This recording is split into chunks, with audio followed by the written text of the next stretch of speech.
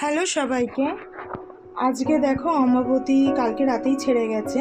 তো আজকে আমি এই সিংহাসন পরিষ্কার করে সব ঠাকুরকে মুছে টুছে আবার সিংহাসনে বসাবো। সিংহাসনের কাপড় বদলে দিয়েছি, পুরনো কাপড়টাকে কেচে দেবো। যা সব ঢাকা ছিল ঠাকুরটুকু, সব ঠাকুরগুলোকে এখন পরিষ্কার করে মুছে টুছে ফ্রেশভাবে আবার সিংহাসনে বসাবো। এটা হচ্ছে আমার ঠাকুরের সিংহাসন। ওখানে এই সাদা সিংহাসনটা দেখছো, এখানে আমার গুরুদেব থাকে। আমি অনুকূল ঠাকুরের শিষ্য। এখানে গুরুদেব থাকে আমার, গুরুদেব, লোকনাথ বাবা আর মায়ের রামকৃষ্ণদেব সব এই সাদা সিংহাসনে থাকে। আর বাদবাকি এখানে সব ঠাকুরগুলো থাকে। তো কি কি ঠাকুর থাকে আমার সিংহাসনে সব চলো তোমাদের সাথে সবটা শেয়ার করি, সঙ্গে থাকো। এই হচ্ছে আমার ছোট্ট সিংহাসনের সব ঠাকুররা। এখানে আছে মা সরস্বতী। এখানে শিব, যখন আমরা তারকেশ্বরে গেছিলাম মেয়ের 18 মাসের চুল দিতে, তখন আমরা এই ছবিটা কিনে নিয়ে এসেছিলাম। এই শিব তারকেশ্বরের বাবার ফটোটা।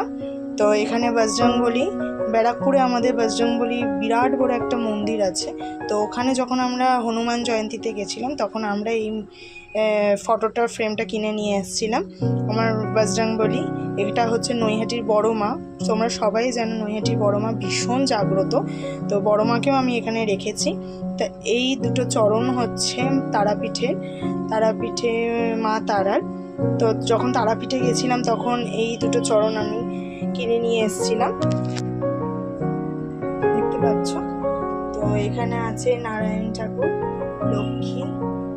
এটা হচ্ছে খুব পুরনো লক্ষ্মী, এটা ইগনোর করো, এটা অনেক পুরনো বলে এই চটলাটা উঠে গেছে। কিন্তু এটা হচ্ছে আমার শাশুড়ি মায়ের প্রথম পাতার ঘরের মা লক্ষ্মী। তো এখানেই আমি ঘট পাতি। তো এটা পরে কেনা হয়েছে।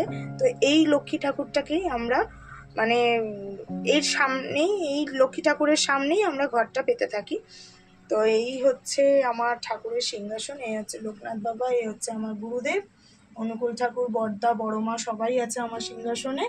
আর এখানে হচ্ছে মায়ের গুরুদেব, মানে আমার শাশুড়ি মায়ের গুরুদেবই বলতে পারো।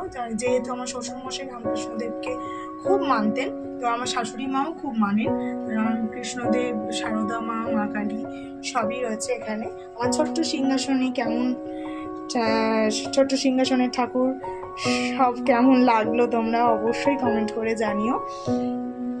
চলো আমি ঠাকুরের ফুল দিয়ে সাজিয়ে গুছিয়ে আজকে বৃহস্পতিবার ঘরে লক্ষ্মীর ঘট পাতবো। পুরো একদম কমপ্লিট করে তোমাদের সাথে আবার আসছি। এই হচ্ছে আমার সিংহাসন সাজানো কমপ্লিট, পাঁচালি পড়া, আজকে বৃহস্পতিবার পুরোটা কমপ্লিট। এখানে তোমরা বলবে এখানে কেন ফাঁকা ফাঁকা লাগছে। এখানে কালকে যেহেতু রথ, এখানে জগন্নাথ, বলরাম, সুভদ্রা থাকেন। ওনাদের আমি পরিষ্কার করার জন্য, রথের মধ্যে সাজানোর জন্য আমি নিয়েছি। আবার আগামীকাল তাদেরও তোমরা দেখতে পাবে। তো এইখানটা এর জন্য ফাঁকা ফাঁকা লাগছে, আমি সরিয়েছি ঠাকুরকে। তাই এই হচ্ছে আমার সিংহাসন সাজানো কমপ্লিট, ঠাকুর দেওয়া কমপ্লিট। কেমন লাগলো আমার এই ছোট্ট ব্লগটা তোমরা সবাই জানিও। আর কে কেমনভাবে আজকের দিনটা পুজো করলে সবাই আমাকে কমেন্টে জানিও। আর কে কোথা থেকে আমার ব্লগ দেখছো প্লিজ আমাকে কমেন্টে জানিও।